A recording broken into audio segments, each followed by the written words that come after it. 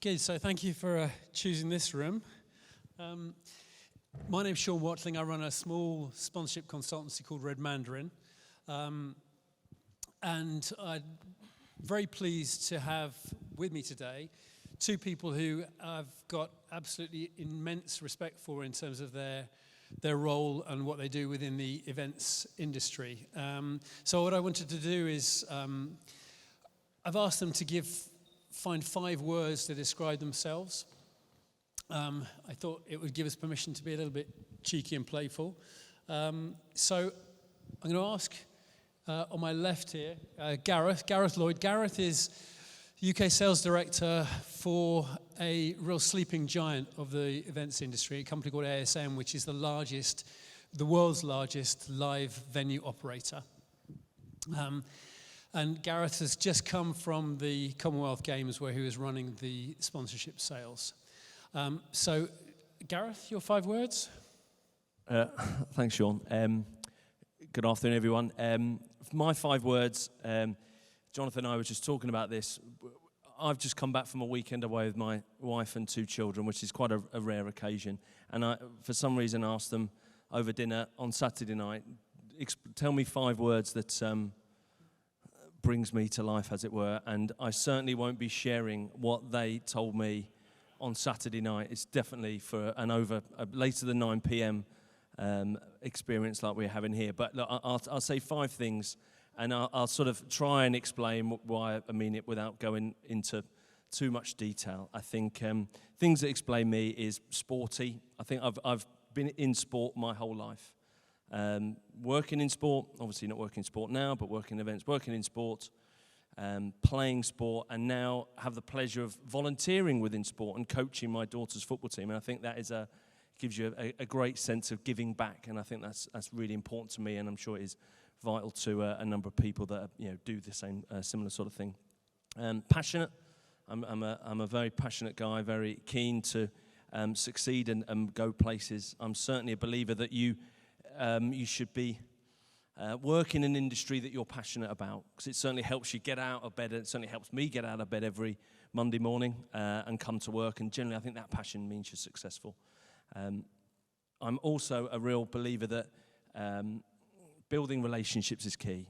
It sounds ridiculously fundamental, but I'm a real believer that it's not what you know, it's who you know. Especially when, like Jonathan and I, who've been in the world of sales for God knows how long. I couldn't tell you an algebraic formula, but I do know how to get hold of 10 tickets for the Ashes at Old Trafford on the first day of the Test match next summer. So it's things like that is really important to me. And I think the other part is integrity. I think in the world of sponsorship sales, people buy from people. And when you're asking people to make a 5, 10 plus year commitment, they've got to look you in the eye and trust you that you are going to deliver exactly what you say you will deliver. So I think that is a really key part for me. So yeah, that's my 5, I think it is. Thanks, Gareth. We'll get the other 5 over coffee. And then the other side of Gareth is Jonathan Gregory, who is the commercial director for Goodwood Estate, which I would view as one of the foremost, most creative and innovative rights holders in the UK. Kind of a very interesting position because they're kind of privately held, unlike many of the clubs and governing bodies, etc. But really, they've always ploughed their own furrow in a very unique and, as I say, very creative and innovative way. So, Jonathan, what were your 5? My 5 things. So in the interest of being openness and using a bit of technology, I went to my family WhatsApp group, which is very dangerous. I've got a 21-year-old son, 19-year-old daughter, and a 16-year-old son and wife. So I actually had to write it down because I wrote down what I thought were my 5 kind of things, and then I got the feedback from the family, which were quite different. So I've kind of mixed a few for my own benefit, but productive, consistent, open, kind of attention for detail, detailed, and real. That was kind of like. I also got stubborn and obsessive, which was a bit more on the negative side, but probably very, very true as well. And then the 2 of the boys didn't answer at all, which is kind of what they do on the family WhatsApp, unless you're saying who wants something from Domino's, and then they're straight away back on the app saying what they want. So they were my 5. Thanks very much. My wife just said short-tempered and frustrated, and I cut it short there. So I just think I'd like to give a show of hands. We haven't exactly got a full house, but I'd like to know, just from our benefit, who we've got in the audience. So could you just, up and down with hands, how many rights holders have we got here? Thank you. How many venue operators? How many agencies or suppliers? Any governing bodies? Okay. All right. And how many of you deal, because we're approaching this mainly through the lens of sponsorship, how many of you deal with sponsors on a regular basis? Okay, good. So what I would encourage you to do, and it's going to be difficult because the lights are shining, but I'd really encourage you to ask questions. We've got a load of questions and a little agenda to go through, but these guys have got so much experience. So if you have questions, if you're anything really practical, please don't be embarrassed, because there's nothing better than a really fundamental question. Please don't hesitate to raise your hands. I'll try and spot you and put it to them. So first question really is around the business world and sponsorship and sponsors, I should say now. Where are they at? What's in their mind? What are their priorities? When they're looking at planning for next year, what's top of mind for them? I think there's a number of things, and the conversations we have. I think the sponsorship conversation or the brand conversation has evolved from how am I going to get my brand seen?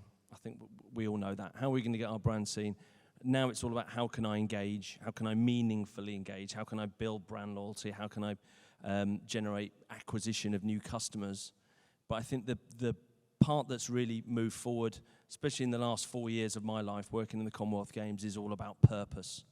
Brands want to be associated with purpose and have their partnership that's very much focused on improving people's lives or ensuring that the brand is seen to be, providing more opportunities or being aligned with purpose, and maybe around sustainability, maybe around culture or legacy. But in my time at the Commonwealth Games, I spent far more time talking about purpose and legacy than I did about eyeballs and visibility and how to connect, because it really was a case of brands really wanted to be seen as making a difference, and we see that across all our TVs, across all of our media channels, but it's certainly 100% relevant to the brand world as is today.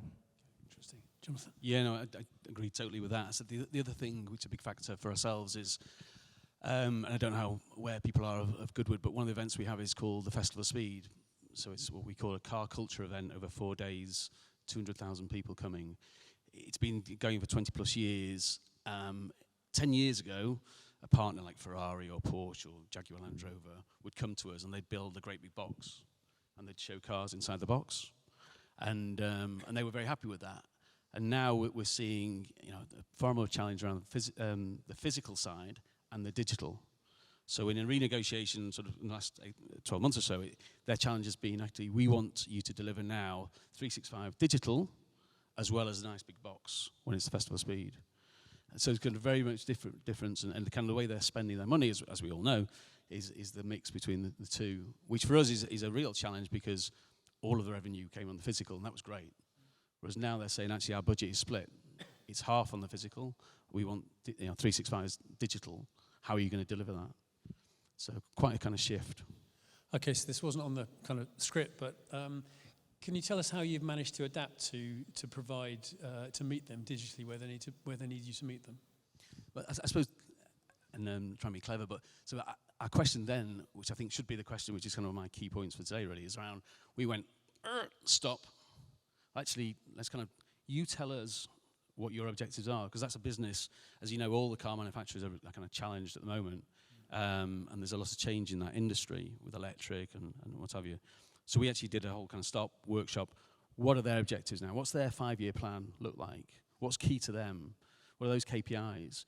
And then we went into these various workshops, which was good fun, but reworking what our contract looked like, because our contract before said, great big box, X million pounds, tick. So we then worked it through the other way around, and for me as a rights holder within soccer and various things in the past is it was a real shift from here's a menu of here's 10 things we've got and this is how much they cost, the traditional 10 years ago sort of thing, to you tell me, what it's important to you in your business, how can we pull that out of your business, and then building something together, and actually working with a creative agency on it as well, to kind of form a new agreement, a new contract. So, and obviously all of that was about digital and reflecting digital. So yeah. Thanks. Thanks, Jonathan. And actually, going back, Gareth, to Commonwealth Games, in terms of that co-creating the sort of the campaign plan, is that reflective of how it was for you in terms of the business engagement? Yeah, very much so. I think it was probably made even harder at the Commonwealth Games because it was an event that's happened before. We couldn't fall back on last season we did this, or at last year's event we did that. So we really had to be creative, but at the same time within the boundaries of organising a major multi-sport event. So you could be creative, but and we had to be creative, don't get me wrong, because of the requirements and objectives of the brands we partnered with. So yeah, how we did that, it was more of a case of, instead of just telling them, right, you've got a square piece of space in that fan zone, is almost saying to them, these are our pain points, or these are the things that we really want and need, or these are our gaps in our budgets. This is how we want you to help us with our customer experience, or help with our innovation objectives. And you're being a little bit more leading them in the direction of what we need, but prior to that, having that understanding of what their brand objectives are and their business objectives as a whole as well. Okay, thank you. And there's a question, Jonathan, that I wanted to put to you on behalf of probably some of the rights holders in the room, because as I said in the introduction, I look at Goodwood with a huge degree of respect in terms of your product offering. Can you tell us a little bit about how you develop product? Because it's obviously a massive and hugely significant business decision. Could you tell us a little bit, give us a little peek on the inside? Yeah, so again, just a little bit of sort of background and context. So Goodwood is 12,000 acres of a country estate down in West Sussex, run by the Duke of Richmond. We've got an airfield, so we've got aviation, we've got the track, we've got 2 golf courses, and the race course, so famous for glorious Goodwood. So it's kind of a great big playground. And we absolutely are around double-digit growth. How do we grow? What do new events look like? What events are on trend? What can we develop? What can't we develop? And one of the factors we've got is a bit, I guess, like sort of Glastonbury, is there's only so much the estate can take at certain times from damage you would do to the land, which sounds a bit strange, but sort of once Festival Speed is cleared out, the land really needs about 3 months of sheep and growing and repair. So you look at the calendar, and as we commercial guys do, and you look at the calendar, where are the opportunities? So where are the gaps? And some of it is very limited by what you can put on the land. So once we go from Festival Speed, we go into Revival, which is at the track, which allows Festival Speed to grow back. So there's a big limitation. We also have a very demanding and brilliant membership group who are on the estate all the time, and they've got a kind of view as to what should happen on the estate and what shouldn't. So we are, we're constrained to a certain extent, but then we will look at, to try to answer your question around trends. So one of the things we looked at this year is around cycling and mass participation sport, and that's something which is nearly happened this year, but probably will happen in time. And then the other thing we looked at when lockdown was everybody was kind of buying a dog. So, and bear with me here, so we went away and created something called Goodwoof, which was a kind of, we call Festival Speed car culture. This is kind of dog culture event. So it's not Crufts, it's not showing. It's an on-brand delivered event. So very much to answer you, we went away, saw the gap, saw the trend in the marketplace, saw the gap in our calendar, and then built out and started to develop this brand called Goodwoof, which was our first year, was this year, and it was a great success. So it's kind of looking for the gaps, looking for commercial gaps, because we're kind of trying to make money as well, because that's what refuels the estate, and that will keep the kind of family there for 100 years plus. But we are, always limited by a certain amount by those other conditions. Oh, and what sort of business case do you have to put forward to the Duke for something like Goodwoof? Well, those people don't know the Duke. He's a man who of incredible detail and attention. So one of our values, which I touched upon, is around this sort of obsession for sort of brilliance and perfection. So it'll be about money. So it'll be bottom line, can it make money? But also it'll be about brand and brand fit. is it appropriate that Goodwood would put its name to that event? So I won't think of some things which aren't appropriate, but we felt that Dogs and Bikes was very appropriate. Okay, and sorry to keep asking you questions, but it's a particular interest for me. So what does the Duke look for in terms of proof of not proof of concept, but in terms of the business case, in terms of what would lead him to think this is going to make money? What would be the ingredients for that? Well, first of all, we don't lose money, which from a sort of P&L point of view, that's when we're building out these business plans. We look for growth. So you look at Festival of Speed, there was clear growth in that, and it continues. And then a big and obvious point around brand fit against our audience. So our audience, I guess, is very different to a soccer audience or rugby audience. The profile of the people who come to Goodwood. And by example, we're looking at international opportunities now, and that's all around those kind of key factors. But also, can we make money? And then can we keep making money? Is there growth in this? Is it not just can year one, we might take not making money? That's fine. But is there growth to year 3, year 5, etc.? Thank you. I'm kind of pursuing this on behalf of the rights holders and venue operators, because obviously extension in terms of commercial development is important. We're all looking for additional ways beyond the core business to add value. Can I ask a similar question to you, Gareth, in terms of you're responsible, or ASM is responsible for operating a number of very large venues across the UK. Obviously, the product offering for those venues presumably is centralised and coordinated centrally. Do you have any insight into how artists are chosen and selected? How you look at the trends for forthcoming trends for event style, if you like, event formats? Where do I start? So, look, firstly, all of our programming team is operated centrally. So they're the guys. We have a central team because there are 4 or 5 key promoters out there: Kilimanjaro, Simon Moran, SJM, Live Nation, etc., AEG Presents. And they're going to be the ones that have got the relationships with the agents who are going to take the artists out on tour.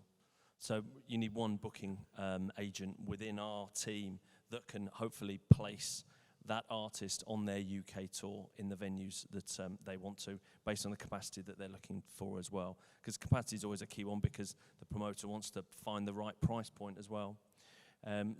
Key for us to have a centralised team, but then a centralised team that provides advice and guidance as well. Because let's say, for example, we had Bob Dylan playing in our arena in Hull at the weekend, 3,500 capacity. He could have quite easily sold out one of our bigger venues that are 18, 20,000 in size, but he wanted a smaller, more intimate super theatre, as we call it. So we're able to, through a central team, be able to place the artist in the right venue that they want on the dates that they want, because all artists want Friday and Saturday night because of the far greater chance of selling tickets compared to on a Monday and a Tuesday. I think the other key part from our side of things, and it's just building on what Jonathan said, we run 11 venues here in the UK and God knows how many across the world. So from us, it's all about sweating those assets as often as possible, filling up our venues as often as possible. So the balance is always, you want Bob Dylan on a Saturday night, but you also want to get some great shows in on a Monday and Tuesday. So how can we be more flexible around our commercial structure, shall we say? How can we build in some risk from our side, have a bit of skin in the game, so we've got an opportunity to make some money, but also generate that income from that promoter as well. So there's lots of flexibility in how we have to work. I think if you look at how our business is evolving from a promoter or an event point of view, it's exactly to Jonathan's point. We are very quiet in January. The events industry is quiet in January because it's January and everyone's skint. Simple as that from Christmas. But at the same time, in the arenas business, in the summer, everyone goes to Goodwood Festival of Speed or to whatever summer event.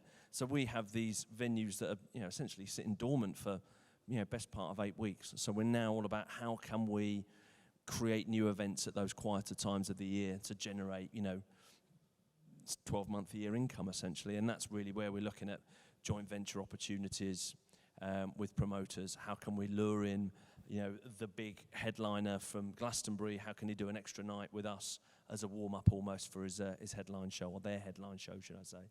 So it's all about trying to be as creative as possible, and instead of just waiting for the phone to ring from Andy Copping at Live Nation, it's about, right, what can we suggest and recommend to them to bring in new artists and new events into the venues.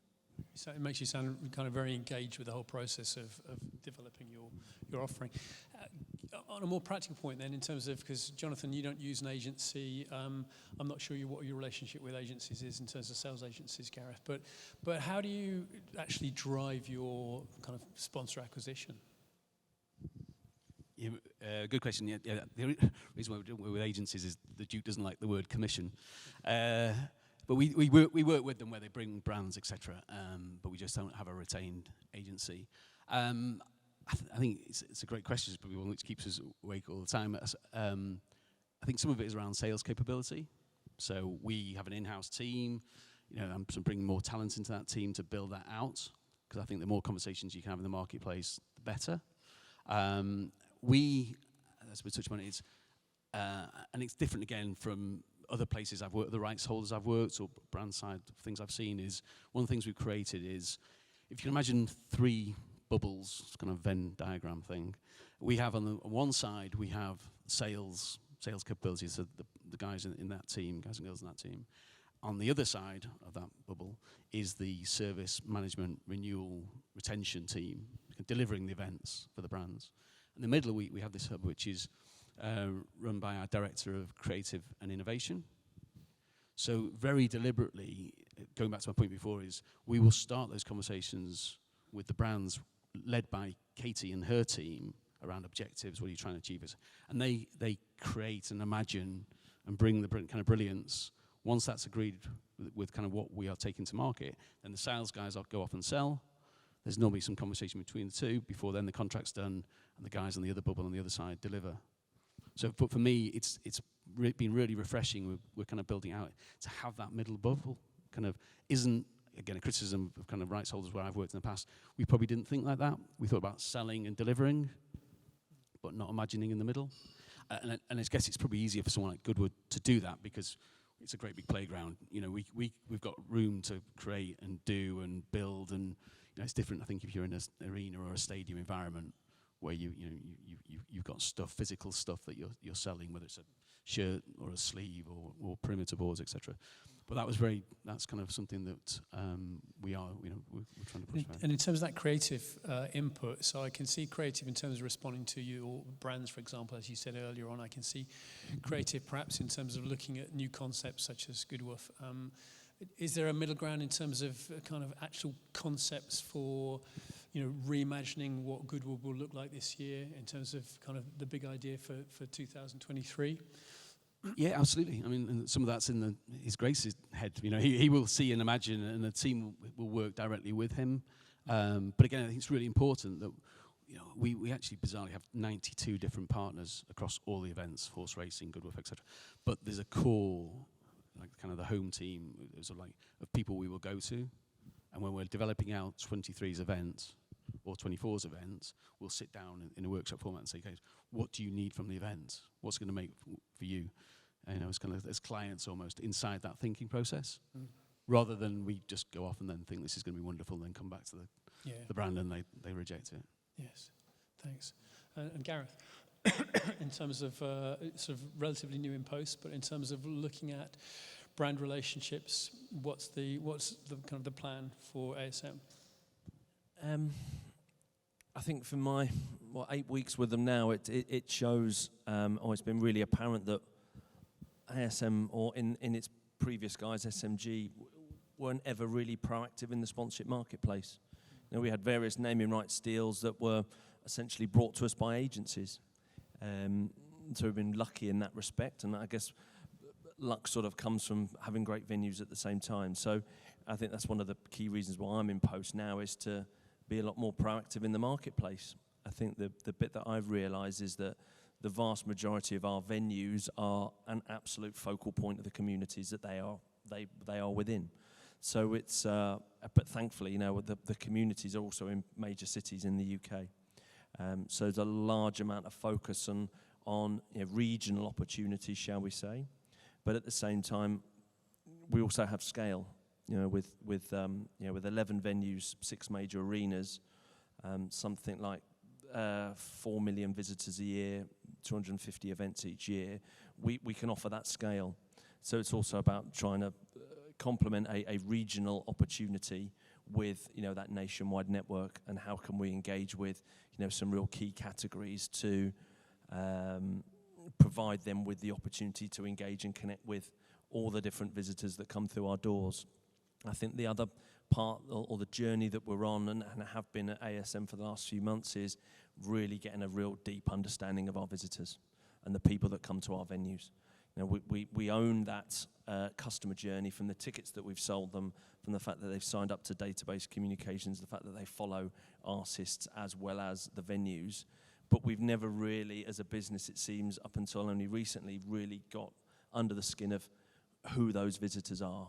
So we can then hopefully, from a sponsorship sales point of view, really start to truly segment who those individuals are that come to all the various events, and enable brands to align with that segmentation, so they can truly connect and engage with the audiences that they want to.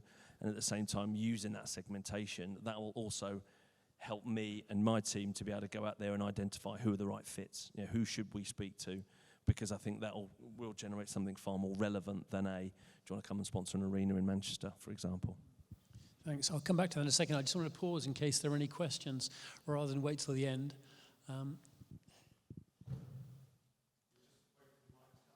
Yeah, could you just introduce yourself and then fire away? Sorry, I'm Andy's professional question asker at the front row, yeah. My name's Mark Thomas. Just a question for Jonathan. Festival of Speed is one of my favourite events, so thank you very much for your hard work and efforts on that.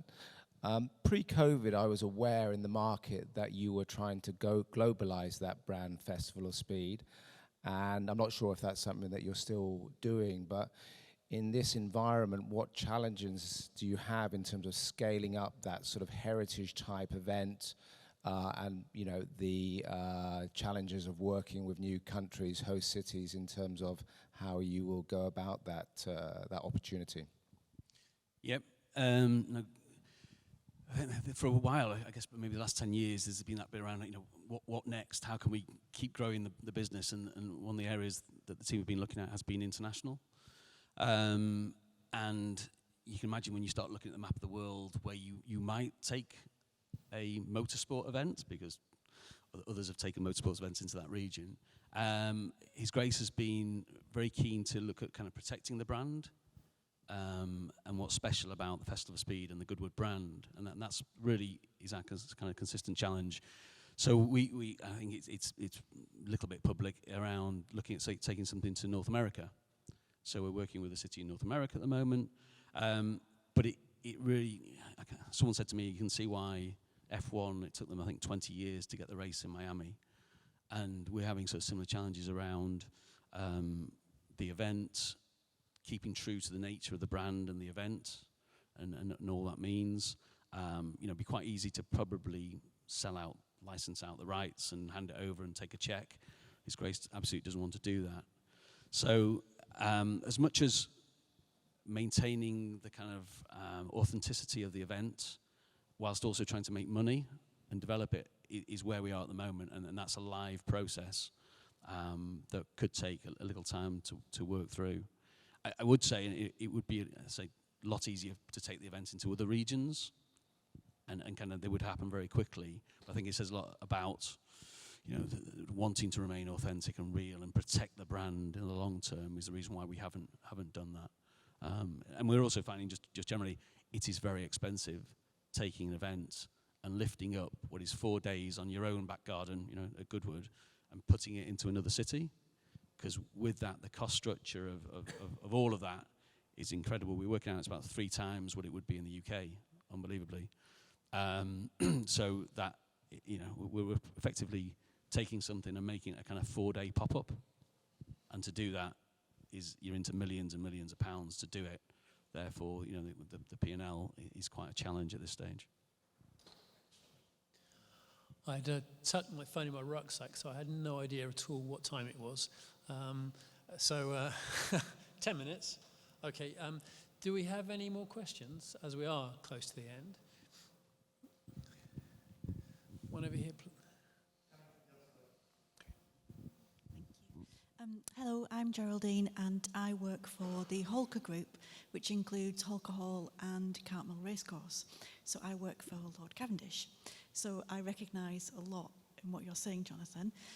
How have you successfully managed to introduce customers from Festival of Speed over to other brands within your group? I'm not sure we have, in truth. Well, that's good. Yeah, if I'm very honest. So I think we touched on it in the last bit of the discussion there around data and understanding the data, which sounds like Gareth and his team are ahead of. We, as people in the room will know, is a ticketing system. At the moment, we're moving over onto a digital ticketing system. That's going to take time. At the moment, there's still the kind of lag by which you're buying a ticket for Festival of Speed and you're buying 4 tickets because you're coming with 3 friends. We don't know who those 3 friends are. So we still have that challenge. And what we have unsuccessfully done, but we're kind of rowing back from it, is we've got this amazingly big database, and you're probably on it because you bought from Festival of Speed tickets, and then we try to sell you golf, and you're like, no thanks. Or you bought a teddy bear from the shop, and then we start trying to sell you some revival tickets, no thanks. So we're now getting smarter in terms of who we are talking to and how we are talking to them. But I think we're really on the start of that journey, and we're looking to work with some partners on it in terms of data and whatever. But I certainly, if you know, honestly, wouldn't hold ourselves up as being particularly great at that. I think one thing we are great at is making the product sticky. So the retention level of people who come back to the Festival of Speed is up at sort of 70, 80% repeat buyers, which will be very high. So I think we're great at making things sticky and building that loyalty and love for the brand. But just imagine what we could do if we could use data properly. Is kind of my. It also means that when we understand you and what you're interested in and what your focus is, then we can talk about some of our partners, coming to you and you to those partners. And again, we aren't there yet. Thank you. Any others? I think there's one at the back. Thank you. Thanks, guys. Really interesting. Another question for Jonathan. Completely appreciate Festival of Speed is a very unique proposition, but on the racing, have you ever looked at collaborating with other race courses and doing a kind of broader piece for potential brands? Yes, so I guess Goodwood exists as one of the independents, with the Chesters and the Yorks, etc. And obviously you've got the different ARC and the different groups that exist, and Ascot Independent. So we sit in that sort of independent group. And we are aligned, and we do meet and we do talk. As yet, and it's something like World Horse Racing is probably an example where broadly coming together as more of a group probably hasn't happened because there's a degree of sort of old school fences between the two. That's Ascot, and they can talk to their people and we'll talk to ours. So in a way, World Horse Racing maybe is an example of it. The fact that we do sit as an independent group and talk and share is an example, but down into the finer detail of targeting customers and whatever, that doesn't really happen. I think there's too many sort of walls up at the moment to allow that. Thank you. We've got time for one more question. Sorry? On a roll. Yeah. So just to book the trend, a question for Gareth. So just to make you feel involved. So you mentioned about putting Bob Dylan in a 3,500 capacity venue, and obviously that's a really, really huge name. Do you and your company have any sort of say and capability into getting young and up-and-coming artists and independent artists into those sort of venues, that leap between playing in a pub and then getting to that kind of mid-size, as what did you call it, super theatre? Are you able to sort of help with those? Do you know what, that's a great question. And I think if you were to go back 2 or 3 years in the music industry, it was very much you just wait for Mr. Live Nation to call. But I think now things have changed, and I think we're restructuring our planning team essentially so we can have a much greater or better relationship with artist promoters, but also with smaller venues, because I think we really see at ASM that we need to be part of the music industry ecosystem as opposed to just we're just, a venue. So that means, thankfully we're in a place where, places like York Barbican, 2,000 capacity, they are already working with some of the real small, independent places in York to get them on the road, as it were, because I think they'll, Ed Sheeran's played at York Barbican. The list of people that have played at that venue are just phenomenal, and I'm sure they hold that venue in real high esteem. So it means that when we're having that conversation with that promoter for when Ed Sheeran's on his global world stadium tour, all of a sudden it's like, okay, yeah, he should be coming, and we should be thinking about York Barbican. So I wouldn't say we're there yet, but we are definitely on that road to, I think, having a much better relationship with smaller venues and working a much more aligned with them, because in the nicest possible way, we don't compete with them, but we are definitely an opportunity where they can, hopefully, we can be a part of that journey for that artist, or part of that city where both venues are operating.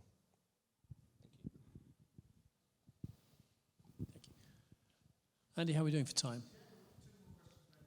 Great. Hi, Nathan PC from Foot Anstey. Back to Jonathan, I'm afraid.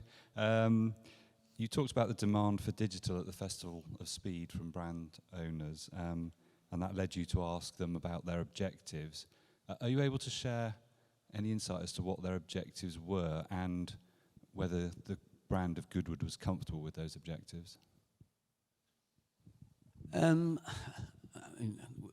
not the finer detail of Jaguar Land Rover's 5-year plan, but it was more, it was consistent, and it took a few of these conversations to realise whether it was Porsche, it was MasterCard, it was DHL, kind of traditional car manufacturers that we work a lot with, or of more the kind of consumer brands that we work with, even brands like Rolex and Roger Dubuis, etc. So, I think there's some really smart CMOs out there, and this shouldn't be a surprise to anybody in the room, that they're now modelling and wanting to have conversations, which were all the things we've been talking about.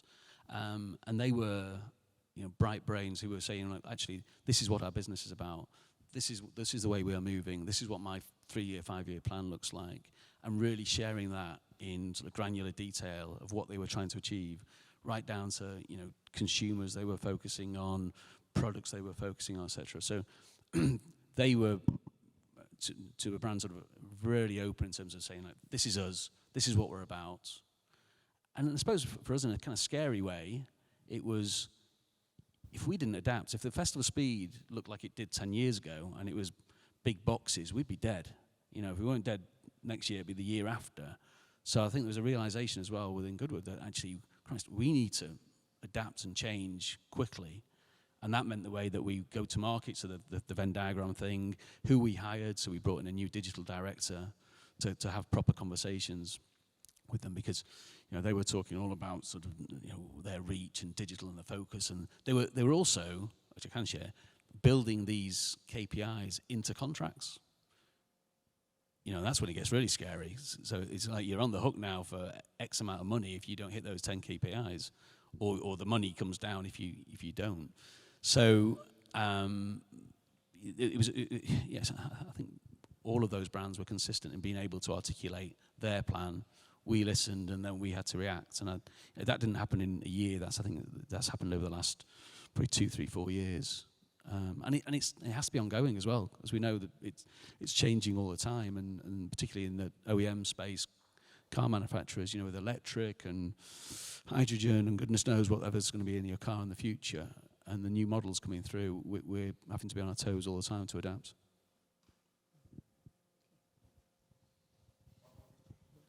Hi, gents. Chris from uSmart Thing.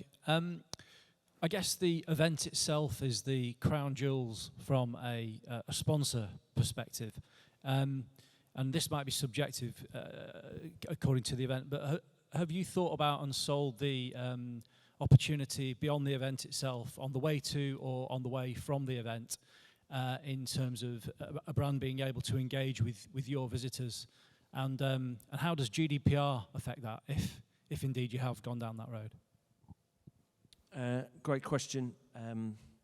I think yes. I think we're always within ASM and with all the other rights holders that I've worked for, is making that journey or those opportunities for rights holders to be as long as possible is absolutely vital. I'm sure it's exactly the same at Festival of Speed. You know, show tickets are bought 6 months out. So we want to provide our sponsors those opportunities for those touch points all along that journey, up until the show night and then post-show as well. I think that's absolutely vital.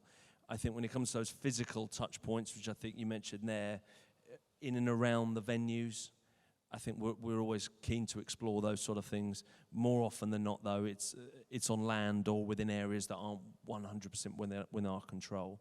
That said, though, you know, we operate a number of venues that are owned by city councils or town councils. Bonus Arena and Hull being a classic example. So they're much more inclined to work with us on good activations that enhance the customer experience or provide greater traffic flows, you know, all of those sort of things that aren't going to get in the way of, you know, the operation of the city or the town. So lots more things that we're always looking at there, but you know, quite often we're a little bit hamstrung based on what we are and aren't allowed to do, essentially. Thank you. Listen, I'd like to add 2 more words to those 5. I think open and generous are very appropriate. I really appreciate your sharing and your insight. Ladies and gentlemen, can I ask you to put your hands together for Gareth Lloyd and Jonathan Gregory?